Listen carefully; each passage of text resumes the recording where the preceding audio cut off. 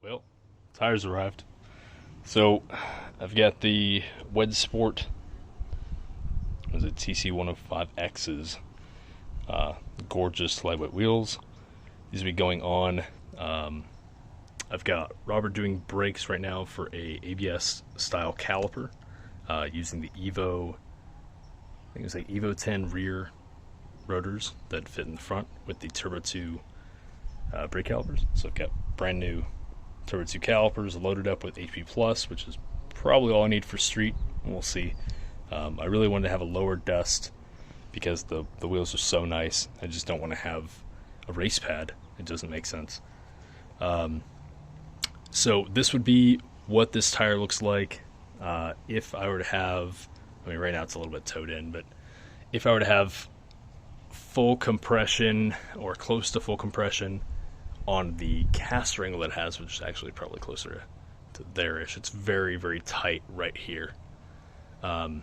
So we're going to see how funky that goes when it comes to location and everything. And this would be if it's stroked up, in other words, compressed.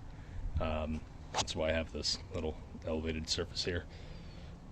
But from the coilover distance to the fender, I've got about an inch, which is not a ton, but it should be doable. I'm probably going to have to trim the inner fender liner right here, so this inside here, to account for turning, since the radius of the tire is quite large. Ideally, I would have wanted something like a 235/17, or height, even down to like a 23-inch tall tire. This, I believe, is around 24 inches, and they just don't make good tires in the size I need. So it comes down to cut and make work, because I would much rather have the Stancy Pants appearance. This is probably like a 5-degree camera angle right now. But I'd much rather have this, a little bit of functionality with more grip and safety and cut where I need to cut, versus having like a 205, which will wash out. You're making over 700 horsepower and you're trying to stop a car on little tiny shit tires. You're screwing yourself. So, I've heard very good things from these. Apparently they wear like iron as well, which is amazing. I was not expecting such huge, like I've got relatively large hands. My fingers fit in this groove, so this is kind of an odd pattern that I was not expecting compared to the pictures online. So I hope these do okay in the rain, as well as proper yeeting out in the street. So this will be a little bit of Snoo Gang, and we'll see how she goes. This will be Dynabead, balanced, and all set up probably this weekend. So we'll see. I'm just going to wait on brakes, waiting on a couple parts here and there.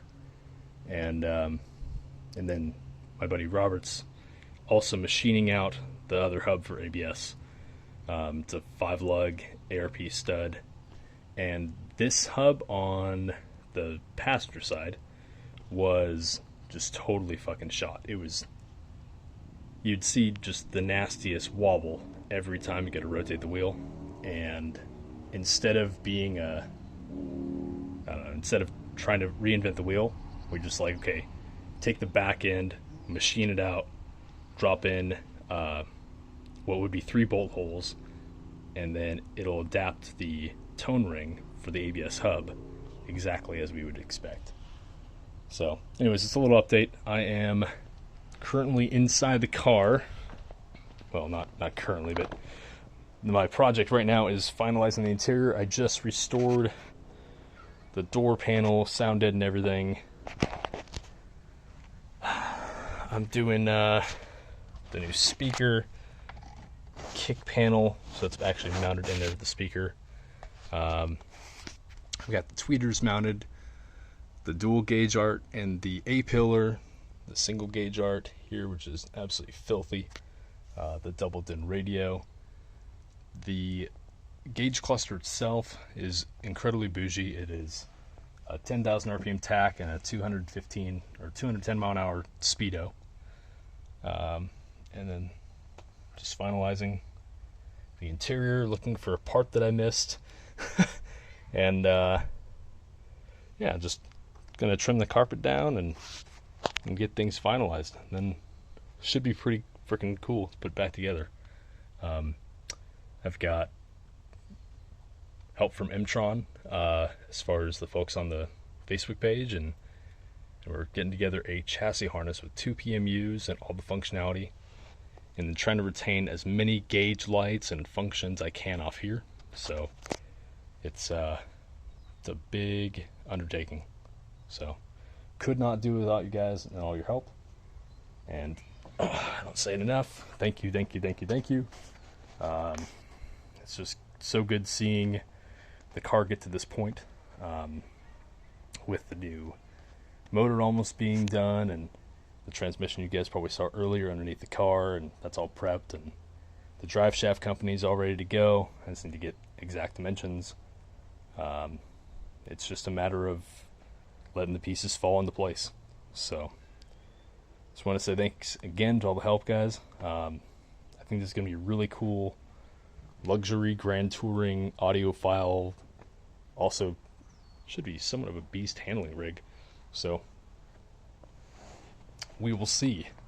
That 235 4017 front and 255 4017 rear will probably do a pretty good combination for grip at probably 750 horsepower. We'll see what that G42 can handle, but I guess I haven't even shown you guys that one yet. So yeah, it's gonna be spicy.